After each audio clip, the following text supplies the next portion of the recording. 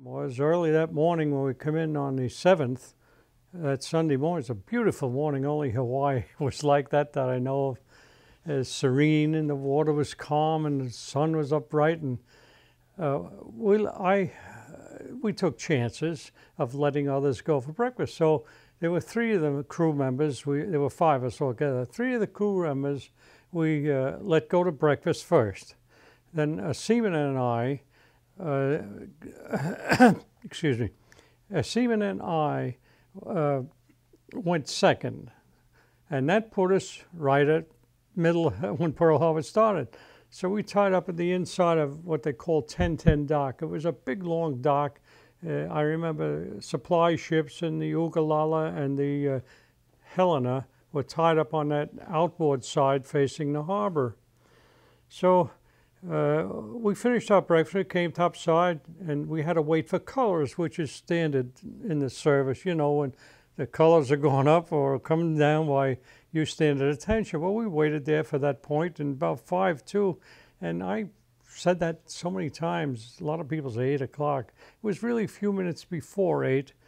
All of a sudden, I was facing battleship roll, and out of the sky came these planes, which their markings were funny, and we thought they were aerographer planes at first, until the first bomb was dropped and hit the Arizona. Well, we watched that explode all over the place. The second one I remember was the Fort Island Air Force Base, Naval Air Force Base, which went up in smoke as well. Well, and of course, there were so many planes flying around. I didn't realize how many at the time. And torpedo planes come down and running close to water.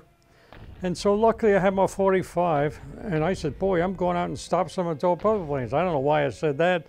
I didn't know what I could do really with a 45, but at any rate, I boarded this 35-foot gig we had and pulled out adjacent to the, somewhere near the Ugalala. I can't even pin it down now, you know, or even then.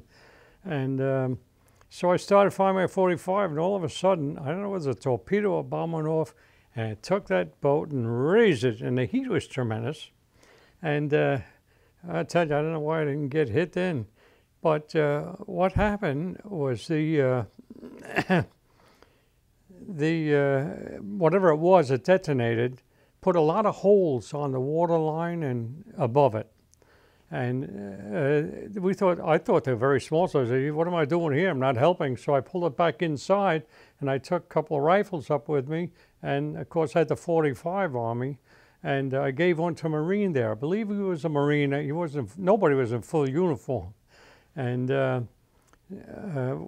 so I started firing my 45 until I ran out of ammunition. Then I took a 30-06, and the two of us are standing there, and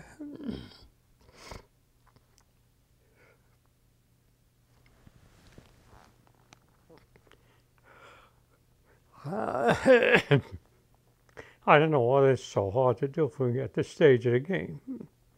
But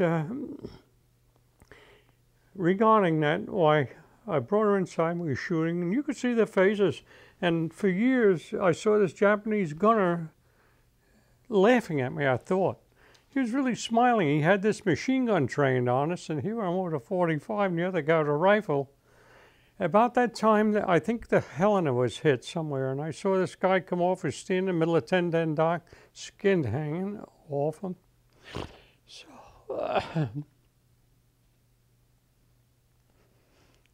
I hope you can excuse me a minute. And this is very hard for me to do, I must tell you. I shied away from it for years. And so I took him up to the supply vessel I just come off of that morning and left him with the officer of the day. And as I said, I don't know who it was, just like we didn't know who many people were. And so I often wondered if he lived or died, really. However, after that, what I remember was more planes coming from all directions, and we did as much shooting as we could do. Then after, as I say, when I see the movies, they show them pretty close, but not close enough. It was hard to determine how close they were, but you could see them very plainly. And so as a result,